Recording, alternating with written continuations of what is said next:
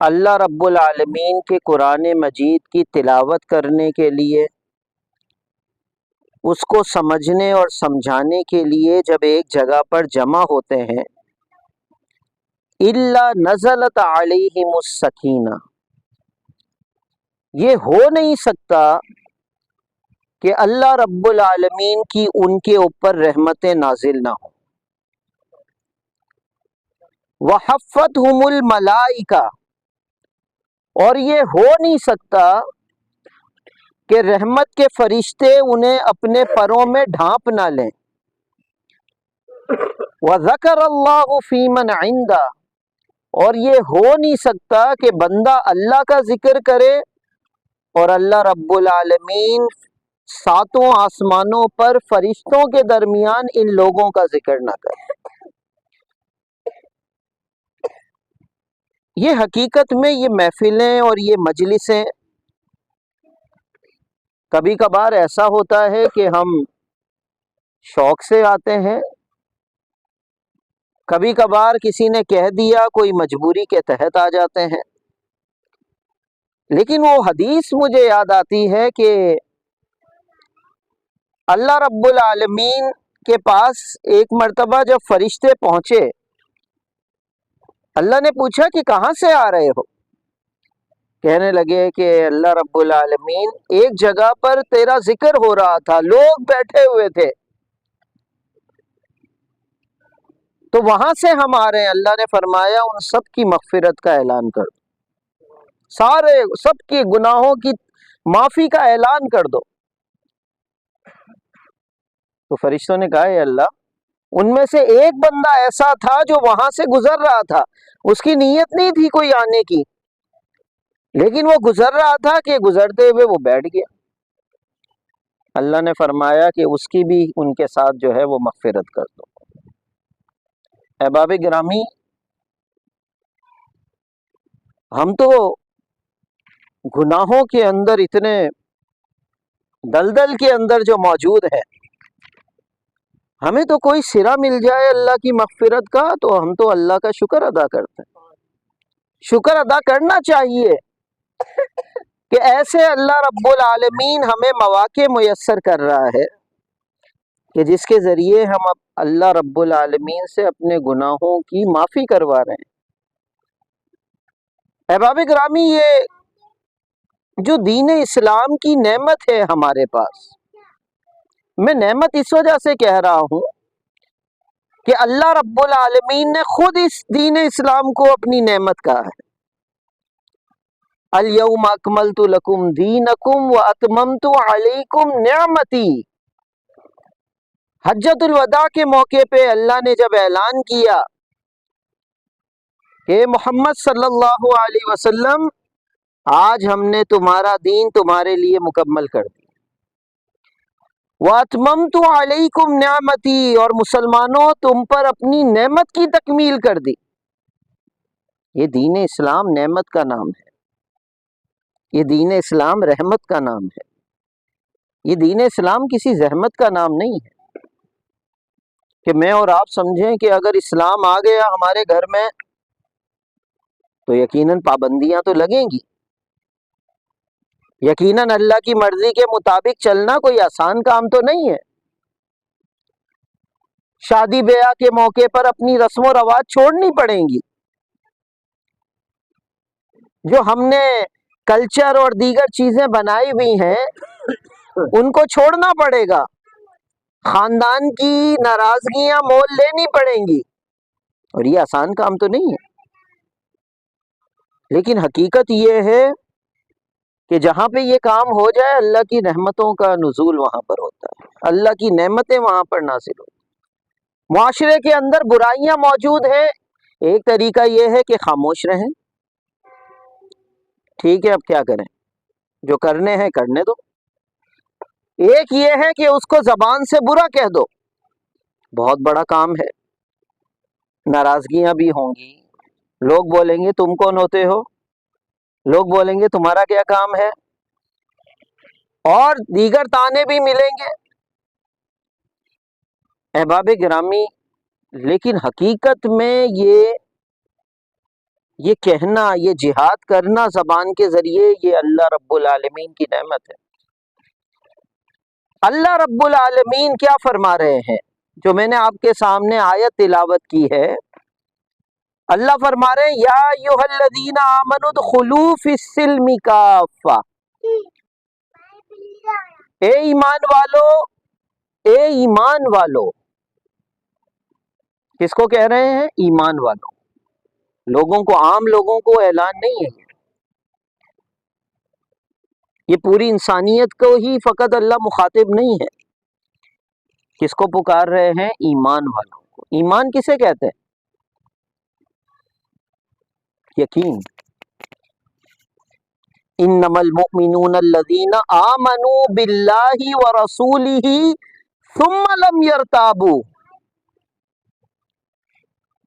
وجاہدوا باموالہم وانفسہم اولئک هم الصادقون۔ سورۃ الحجرات کی آیت پڑھی ہے میں نے۔ اللہ رب العالمین انٹروڈکشن دے رہے ہیں، تعارف دے رہے ہیں، کس کا؟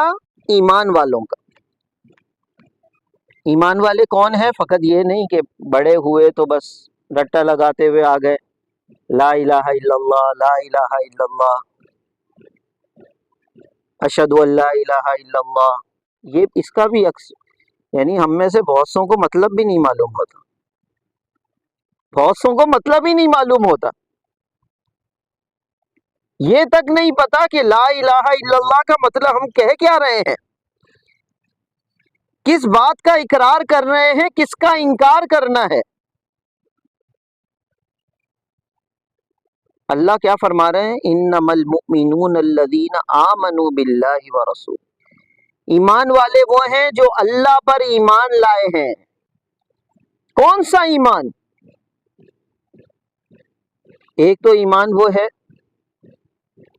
جو مشرکین مکہ بھی لانا چاہتے تھے لیکن اللہ نے ان کو اجازت نہیں دی، اور وہی سب سے بڑی بات ہے۔ آپ دیکھیں کہ ہم جو دنیا کے اندر ایگریمنٹ کرتے ہیں نا، ہم جو معاہدے کرتے ہیں، اس کا طریقہ کیا ہوتا ہے؟ میں راضی ہوں، آئی ایگری، اور اس پر ٹک کر دیا، ٹھیک ہے بھیا، میں نے سگنیچر کر دیا۔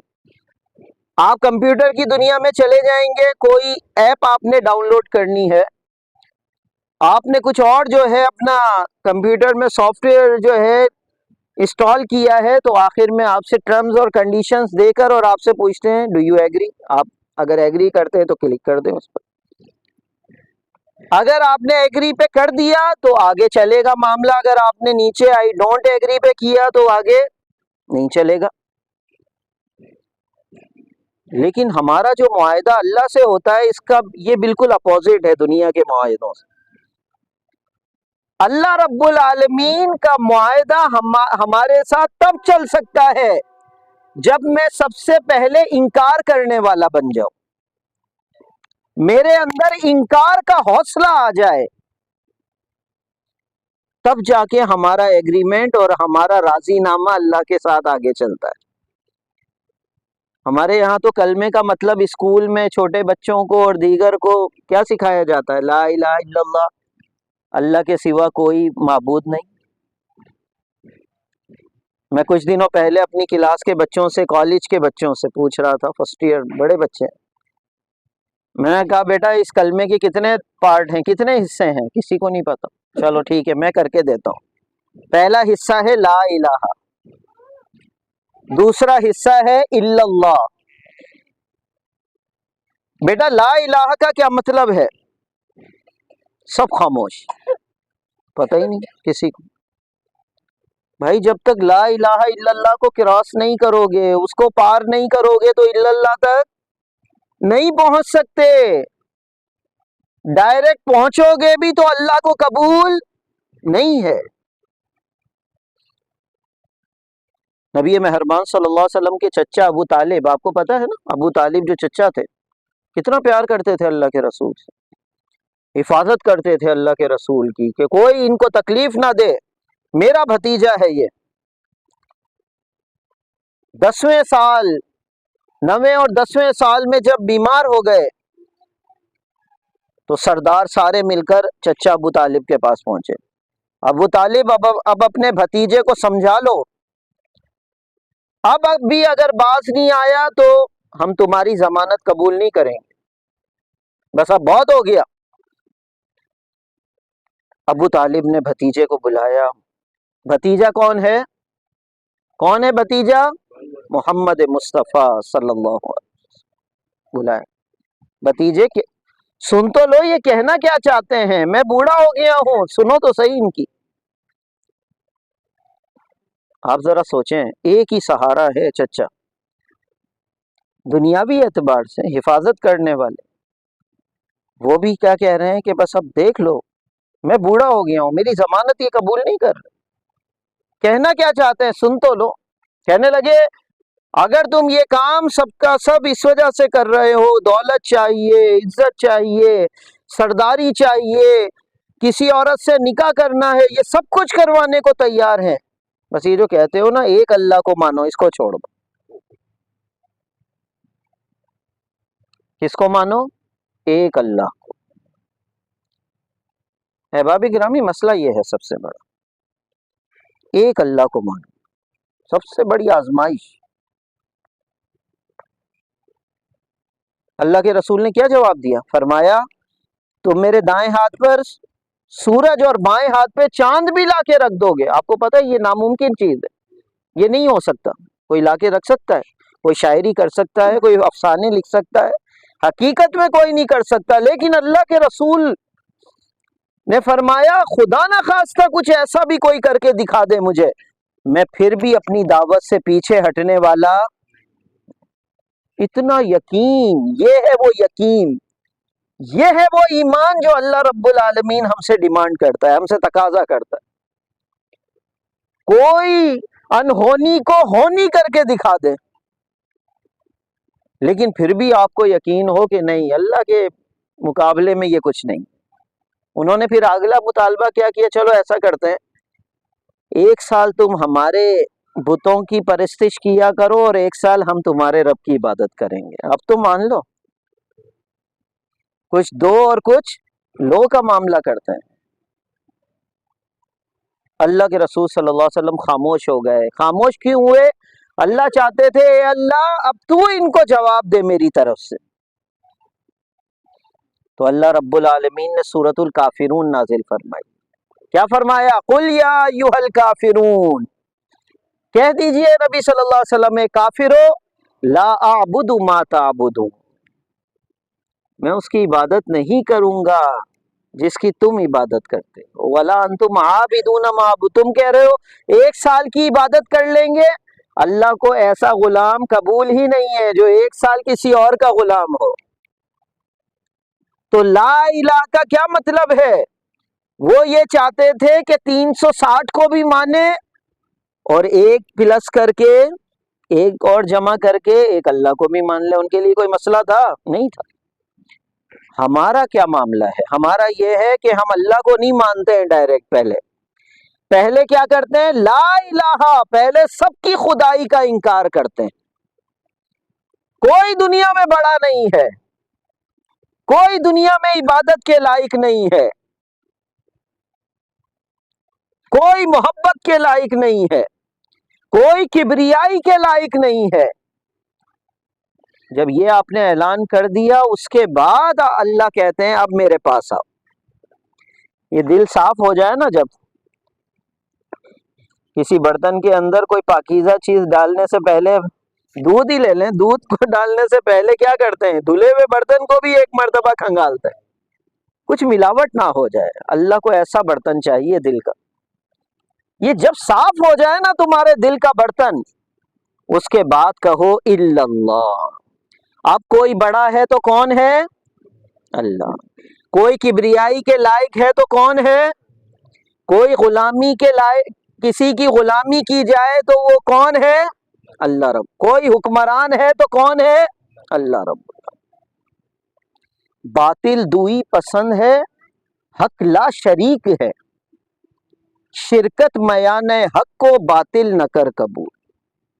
اقبال کہتے ہیں کہ باطل کے اندر یہ چیز ہوتی ہے کہ وہ اس کو بھی قبول کر لے، اس کو بھی کر لے، اس کو بھی کر لے، لیکن حق کیا ہوتا ہے؟ حق اعلان کرتا ہے کہ حکمراں ہے ایک وہی باقی بتان آزل، ایک ہی حکمران ہے، باقی سب کیا ہیں؟ وہ آزر کے بت ہیں، کسی کو ہم ماننے والے نہیں۔ انما المؤمنون الذین آمنوا باللہ ورسولہ، اللہ کے رسول نے جب پہلی دعوت دی نا احباب گرامی، تو آپ کو پتا ہے دعوت دینے سے پہلے کیا کہا تھا اللہ کے رسول نے؟ کوہ صفا پر چڑھے، فرمایا اگر میں کہوں اس پہاڑ کے پیچھے ایک لشکر آ رہا ہے تو تم پر حملہ کر دے گا، مان لو گے میری بات؟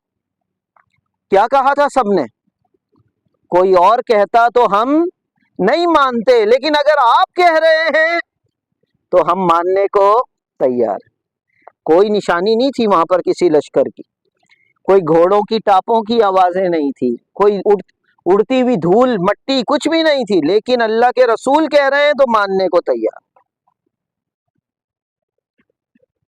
یعنی اس کا مطلب یہ ہوا، ذرا سوچیں کہ اللہ کے رسول کی ذات کتنی معتبر تھی مکے کے اندر۔ صادق اور امین کا لقب مسلمانوں نے تو نہیں دیا تھا نا، اس وقت کے مشرکین نے دیا تھا، سرداران نے دیا تھا، لیکن اللہ کے رسول صلی اللہ علیہ وسلم کو اپنی ذات عزیز نہیں تھی۔ اگر ذات عزیز ہوتی تو بس ٹھیک ہے، کافی ہے یہ عزت، اس سے بڑی کوئی عزت ہو سکتی ہے کہ اللہ کے رسول کوئی بات نکالیں اور سب کے سب آمنا، ہمیں یقین ہو گیا۔ لیکن اصل میں اللہ کے رسول کسی اور کام کے لیے آئے تھے۔ اللہ کے رسول نے کہا اچھا اتنی بات مانتے ہو، یہ بھی مان لو، قولوا لا الہ الا اللہ، لوگوں لا الہ الا اللہ کہہ دو کامیاب ہو جاؤ گے۔ کیا ہوا پھر؟ سارے چھوڑ کے چلے گئے۔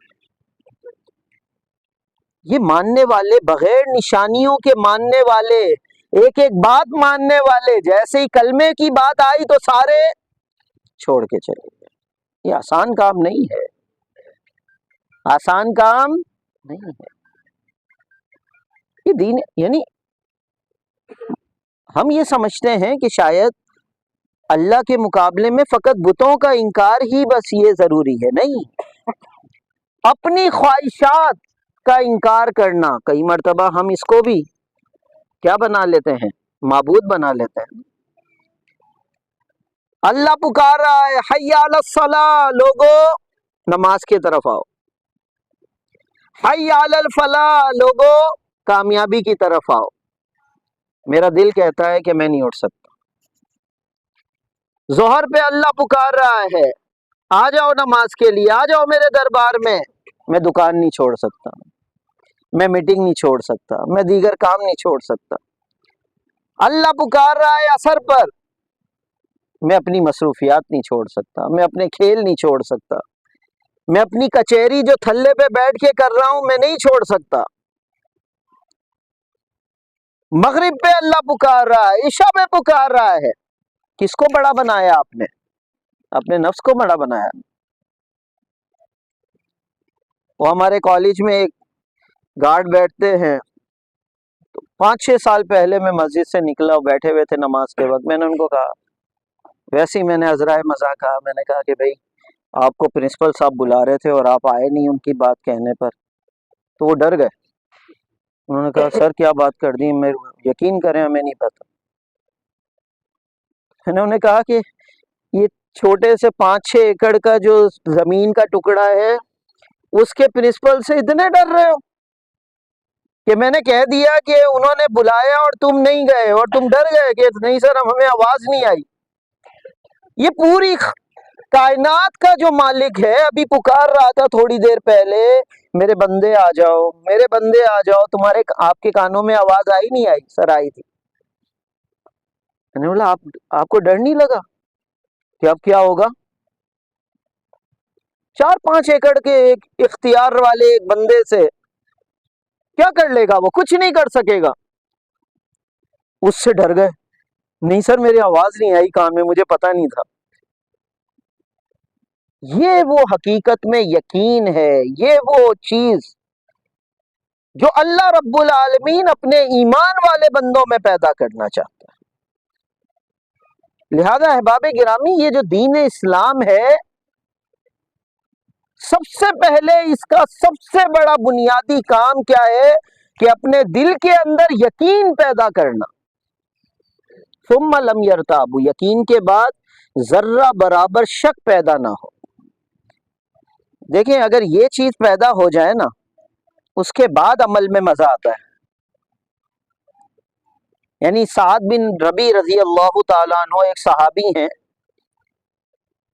غزوہ احد میں اللہ کے رسول صلی اللہ علیہ وسلم کو اتنے پیارے تھے وہ، اللہ کے رسول نے حضرت زید بن ثابت رضی اللہ تعالیٰ عنہ کو فرمایا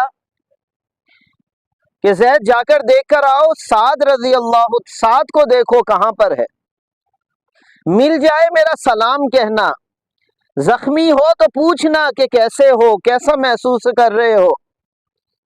حضرت زید رضی اللہ تعالیٰ عنہ ڈھونڈتے ڈھونڈتے کہتے ہیں کہ احد پہاڑ کے پیچھے مجھے مل گئے، اور فرماتے ہیں 70 سے زیادہ زخم ان کے جسم پہ لگے ہوئے تھے. بخاری کی روایت، فرماتے ہیں کتنی؟ 70 سے زیادہ زخم، نیزے کے، تیر کے، تلوار کے. جاتے ہی کہا سعد تمہیں اللہ کے رسول نے سلام کہا. خوش ہو گئے، وعلیکم السلام، میرا بھی سلام اللہ کے رسول کے خدمت میں عرض کر. اور اللہ کے رسول کو کہنا کہ اللہ رب العالمین آپ کو تمام انبیاء سے بڑھ کر سب سے بہترین اجر عطا فرمائے، کیونکہ آپ نے ہمیں دین اسلام کی طرف ہدایت عطا کی. آپ ذرا سوچیں، 70 سے زیادہ زخم لگے ہوئے ہیں حضرت سعد کو، کس کی وجہ سے؟ گھر میں بیٹھے بیٹھے لگے. کس کے کہنے پر آئے تھے غزوہ احد میں؟ کس کے کہنے پر آئے تھے؟ اللہ کے رسول صلی اللہ علیہ وسلم. اب جان جا رہی ہے، لیکن جس کی وجہ سے جان جا رہی ہے اس سے شکوہ نہیں. کیا کہہ رہے ہیں؟ دعا دے رہے ہیں. اللہ کے رسول کو کیا کہنا آپ کو اللہ سب سے بہترین اجر عطا فرمائے کہ آپ نے ہمیں دین اسلام کی ہدایت عطا کی. کوئی شکوہ نہیں. پوچھا یہ بھی بتا دو کہ اللہ کے رسول نے پوچھا ہے کہ کیسا محسوس کر رہے ہو آج؟ کوئی شکوہ، کوئی شکایت، کوئی دل میں غم؟ کہنے لگے انی اجد ریح الجنہ. اللہ کے رسول کو کہنا میں یہاں پر موجود ہوں، آخری سانسیں لے رہا ہوں، لیکن مجھے یہاں لیٹے ہوئے جنت کی خوشبو محسوس ہو رہی ہے. لم یرتابوا، ذرہ برابر شک نہیں ہے کہ مجھے جنت ملے گی. یعنی ہمارے ہاں تو پورا تعلیمی نصاب ہی، پورا تعلیمی نظام ہی شک کی بنیاد پہ رکھ دیا گیا. شک کرتے رہو بس. بھئی آج سائنس پڑھا رہے ہیں، جو چیز نظر آئے اس پر یقین کرو، جو نظر نہ آئے it does not exist، وہ موجود ہی نہیں ہے، بس کہہ دو. آسان ہے نا یہ کام؟ اس نظام نے پورا کا پورا بہکونی کر دیا ہمارے اخلاقیات. احباب گرامی، اللہ رب العالمین کا مطالبہ کیا ہے؟ اللہ فرماتے ہیں جب تمہارے زندگی کے اندر یہ چیز پیدا ہوگی نا، اے ایمان والو، یقین جب پیدا ہو جائے گا تو پھر آگے بڑھو تم. ادخلوا فی السلم کافہ، اسلام میں مکمل کے مکمل داخل ہو جاؤ. یہ کوئی دین اسلام کوئی دیگر مذاہب کی طرح کوئی چند عبادات کا، رسم و رواج کا، ریچولز کا جو ہے نام نہیں ہے، جیسے دیگر مذاہب نے کچھ بنا لیے ہیں نا، کچھ ہندوؤں نے بنا لیے، کچھ دیگر نے بنا لیے. بس وہ انہوں نے وہ جو ہے رسم و رواج ادا کی اور انہوں نے کہا کہ یہ ہمارا بس ٹھیک ہے. باقی زندگی کیسے گزارنی ہے کوئی مسئلہ نہیں ہے. یعنی آج بھی عیسائی مشنری جو تنظیمیں ہیں، کہیں پر زلزلہ آ گیا، آپ کے آزاد کشمیر میں 2005 2004 یا 5 میں غالباً جب آیا تھا زلزلہ، تو کیا ہو رہا تھا وہاں پہ؟ جو کرسچن جو سب سے زیادہ مشنری تنظیمیں تھی، آرگنائزیشنز تھی، انہوں نے کیا کام کیا؟ وہ یہ کام کرتے ہیں کہ لوگوں کو کہتے ہیں بس آپ عیسائی ہو جاؤ، عیسیٰ علیہ السلام جو ہے تمہارے لیے صلیب پر چڑھ چکے ہیں، صلیب پر چڑھ چکے ہیں، پھانسی لے چکے ہیں، سب کے لیے کفارہ کر چکے ہیں. جو عیسائی ہوگا وہ سیدھا جنت میں جائے گا، کیسے بھی زندگی گزارو، بس کوئی مسئلہ نہیں.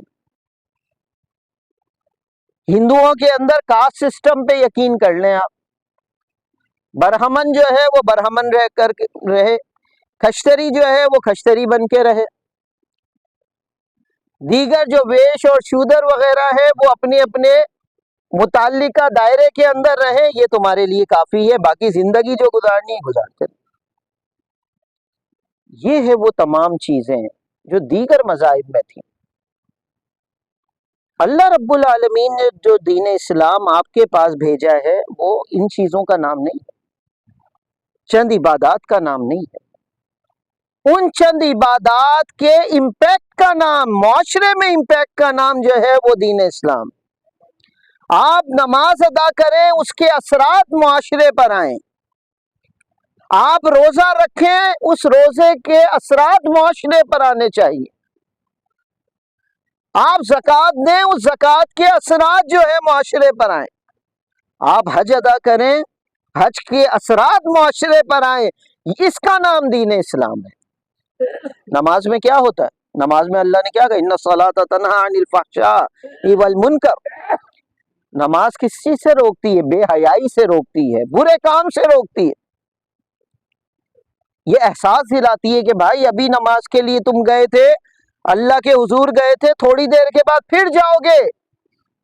اگر اللہ نے پوچھ لیا کہ اس درمیان میں کیا کر کے آئے ہو، دکان پہ گئے تھے، ناپ تول میں کمی تو نہیں کی، گلی میں سے گزرے بد نظری تو نہیں کی، کسی سے بات کی تو بد کلامی تو نہیں کی، کہیں پہ اپنے پاؤں کو غلط استعمال تو نہیں کیا، اپنے ہاتھوں کا غلط استعمال تو نہیں کیا، موبائل دیکھا اپنی نظروں کا غلط استعمال تو نہیں کیا.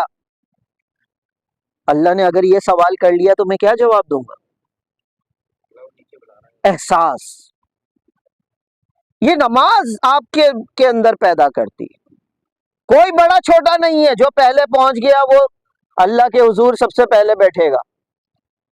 یعنی آپ کے جو پرامات ہوتے ہیں اس کے اندر تو پہلے ذمہ داران کی سیٹیں ہوتی ہیں نا، پہلے بڑوں کی، ایم این اے کی، ایم پی اے کی اور اس کی. لیکن اللہ کے دربار میں پہلے موچی پہنچ گیا تو وہی بیٹھے گا پہلی صف میں. پرنسپل اور بڑے 3 بنگلوں والا اگر دیر سے آیا تو کوئی جگہ نہیں ہے پہلی صف میں اس کے لیے. ایسا ہے یا نہیں؟ ایک ہی صف میں کھڑے ہو گئے محمود و ایاز، نہ کوئی بندہ رہا نہ بندہ نواز. محمود بادشاہ تھا، ایاز اس کا وزیر تھا. آ کر کھڑے ہوئے تو دونوں ایک ساتھ کھڑے ہو گئے. اللہ، ورنہ بادشاہ جب بیٹھتا ہے تو کہاں بیٹھتا ہے؟ تخت پر. غلام کہاں پہ کھڑا ہوا ہے؟ سامنے کھڑا ہوا ہے. لیکن جب اللہ کے حضور صف میں کھڑے ہوں گے تو کہاں کھڑے ہوں گے دونوں؟ یہ ہے وہ معاشرے کے اندر سبق جو اللہ دینا چاہتا ہے نماز کے ذریعے. اللہ سبق دیتا ہے. آپ کس کو امام بناتے ہیں مسجد میں اپنا؟ جو آپ میں سب سے کون ہو؟ بہتر ہو، اللہ سے ڈرنے والا ہو. یہ امپیکٹ، یہ اثرات آپ کے معاشرے میں آنے چاہیے. آپ اپنے جب گلی محلے کا اور اپنے ملک کا، اپنے شہر کا جب امام بناتے ہیں کسی کو، یہ چیزیں دیکھتے ہیں کہ یہ سب سے زیادہ اللہ سے کیا ہے؟ ڈرنے والا ہے، یہ اللہ کا نام لینے والا ہے، یہ نبی سے محبت کرنے والا ہے. لہذا میں اس کو جو ہے اپنا امام معاشرے میں بھی بناؤں. میں نے اور آپ نے بنایا ہے نا یہ کام، تو کہ جناب مسجد کے امام جو ہے وہ اچھا ہونا چاہیے. باقی ہمارا جو بڑا ہو، معاشرے کا جو وزیر اعظم ہو، وہ چاہے شرابی ہو، کبابی ہو، کوئی بھی ہو، وہ کوئی مسئلہ نہیں ہے ہمارے لیے. نہیں، ابھی کورونا کے دنوں کے اندر سارے علماء کرام چیختے رہ گئے نا کہ نہیں بھائی مسجدیں بند نہیں کرو، یہ تو اللہ کا عذاب ہے. لیکن آپ کے معاشرے کے امام نے ایک ہی نوٹس جاری کیا، مسجدیں بند ہوئی یا نہیں ہوئی؟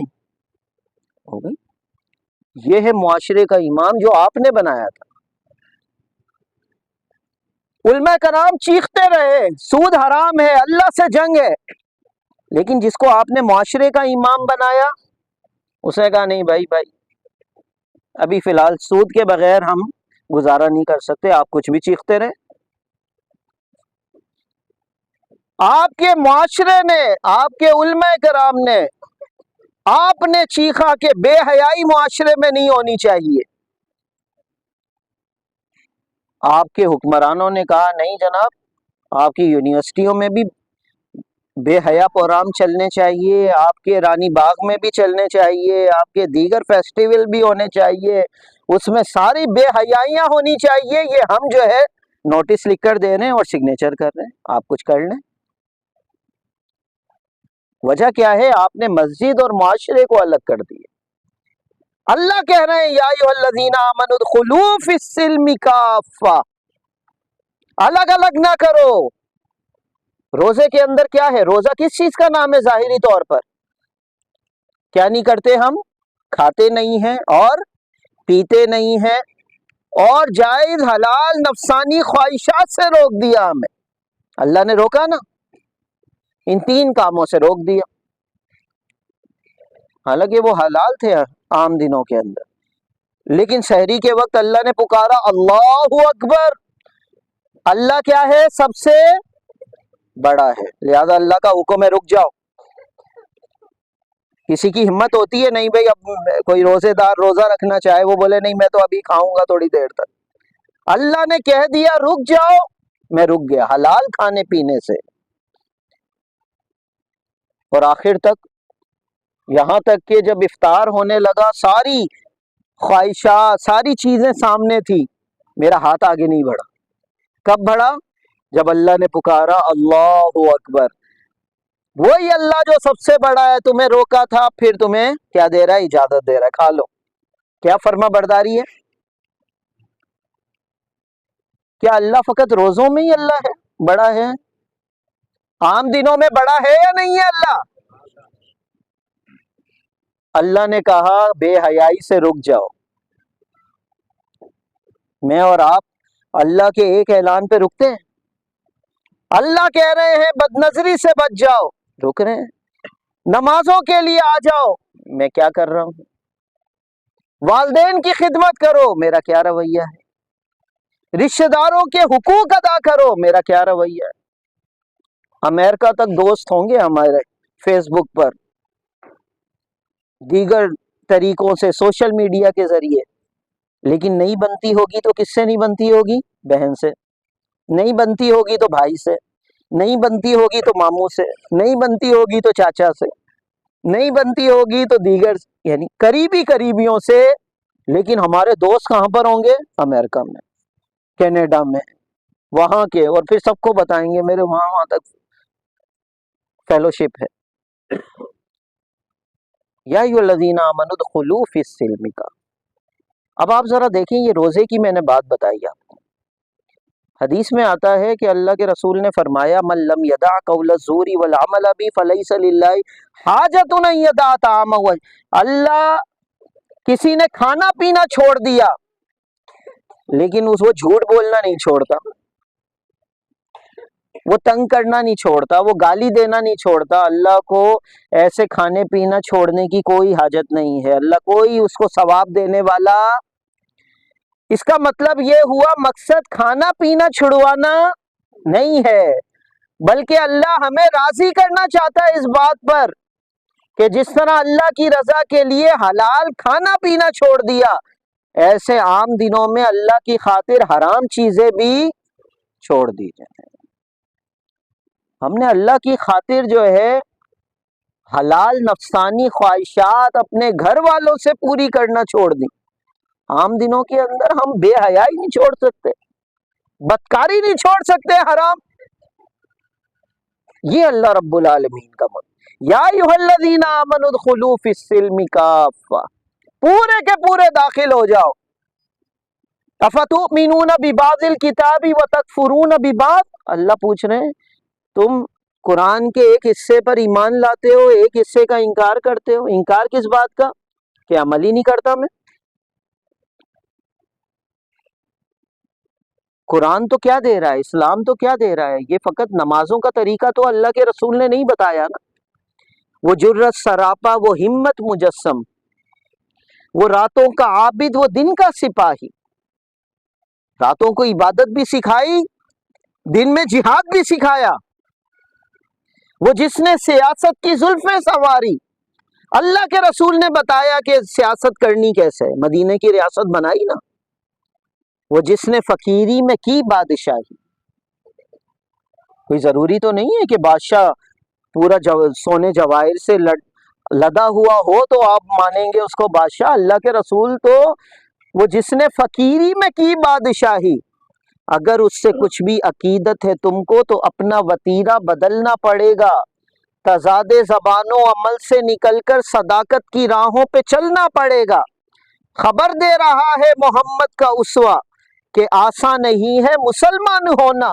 بہت سخت امتحانات درپیش ہوں گے، بہت سخت راہوں پہ چلنا پڑے گا. یہ ہے محمد کا اسوہ، یہ ہے دین اسلام.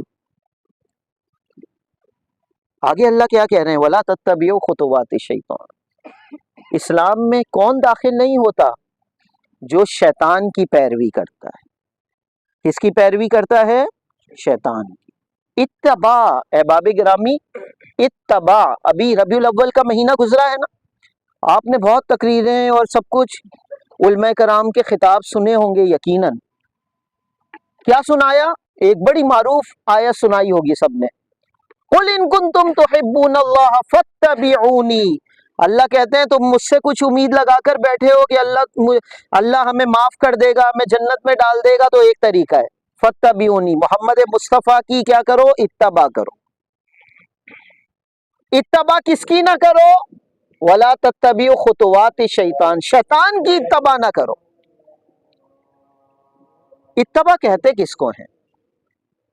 اللہ کے رسول صلی اللہ علیہ وسلم نے اتباع کا لفظ کا قرآن میں آیا ہے. دیکھیں تبی کا لفظ، تبی کسے کہتے ہیں؟ اونٹنی کے 1 سال کے بچے کو. 1 سال کا بچہ وہ کیا کرتا ہے؟ اپنی ماں کے بالکل پیچھے پیچھے چلتا ہے. جہاں پہ ماں قدم رکھتی ہے وہ بھی اپنے ماں کے قدموں کو دیکھتا ہے، اس کے پیچھے پیچھے. وجہ کیا ہوتی ہے؟ اسے پتا ہوتا ہے میری ماں کہیں ادھر ادھر ہو گئی اور میں نے نشان چھوڑ دیے تو میں بھٹک جاؤں گا، نقصان میں پڑ جاؤں گا. اللہ رب العالمین فرماتے ہیں فَاتَّبِعُونِ. اللہ کے رسول کے قدموں کے پیچھے پیچھے ایسے ہی چلو جیسے اونٹنی کا 1 سال کا بچہ چلتا ہے. ورنہ نہیں چلو گے تو کیا ہوگا؟ نقصان میں پڑ جاؤ گے، بھٹک جاؤ گے. کس کے پیچھے نہیں چلنا؟ شیطان کے قدموں کے پیچھے نہیں چلنا، شیطان کے پیچھے نہیں چلنا. اِنَّهُ لَكُمْ عَدُوٌّ مُبِينٌ. اللہ کیا فرما رہے ہیں؟ وہ تمہارا کھلا دشمن.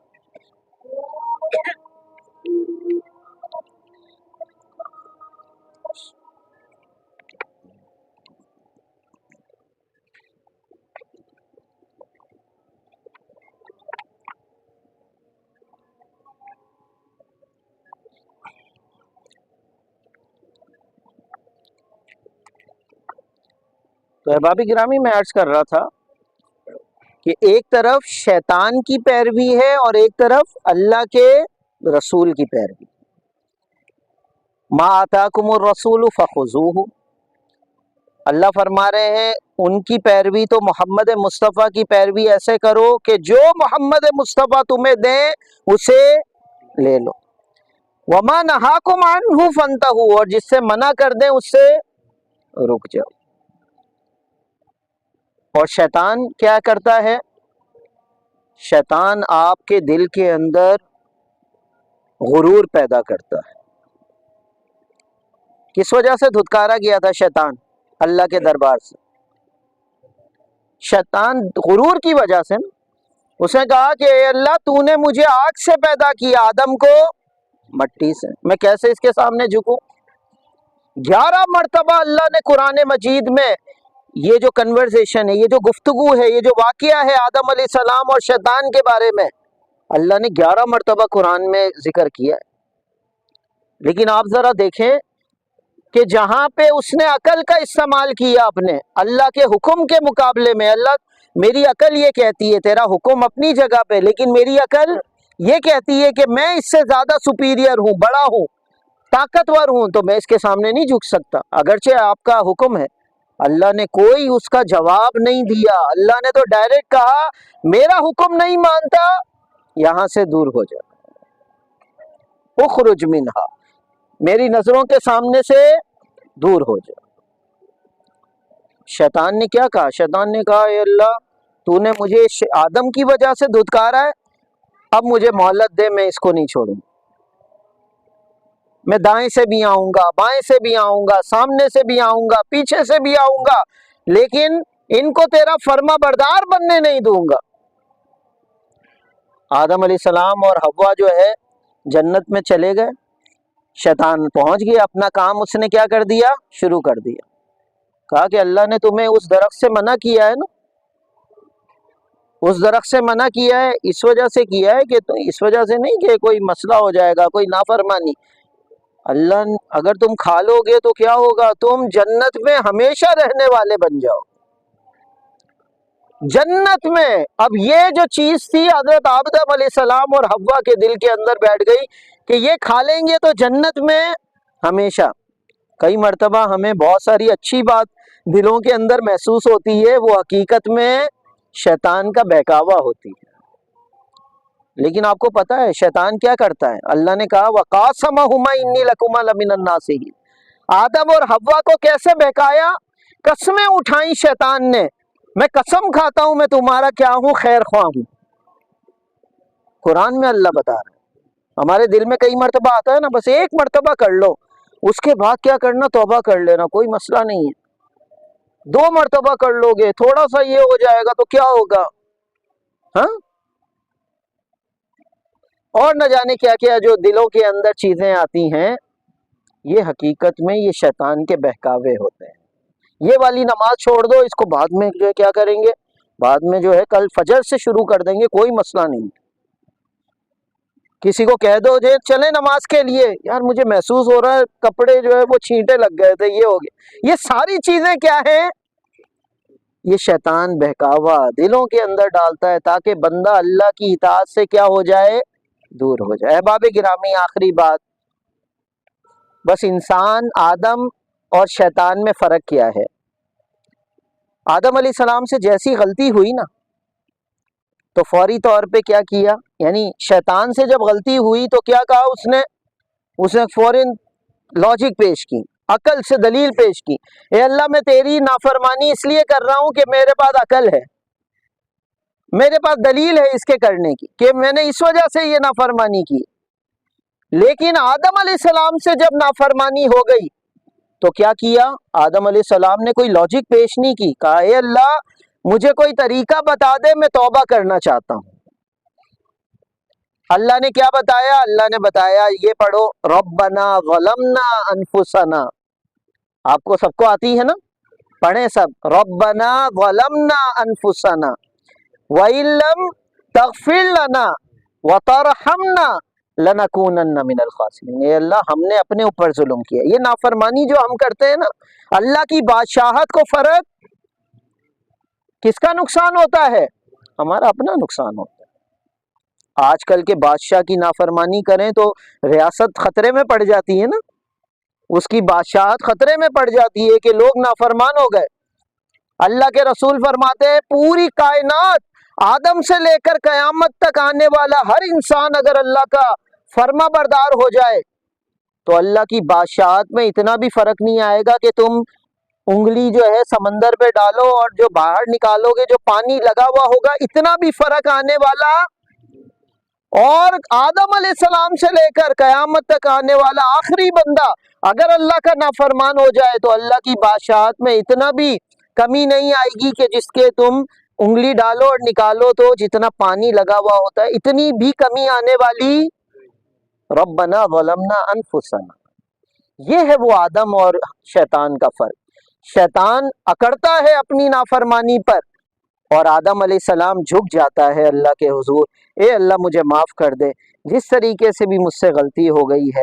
اللہ سے دعا ہے کہ اللہ رب العالمین دین اسلام پر مکمل عمل کرنے اور شیطان کے ہر قسم کے بہکاوے اور وسوسوں سے اللہ بچنے کی توفیق عطا فرمائے۔ وآخر دعوانا ان الحمد للہ رب العالمین۔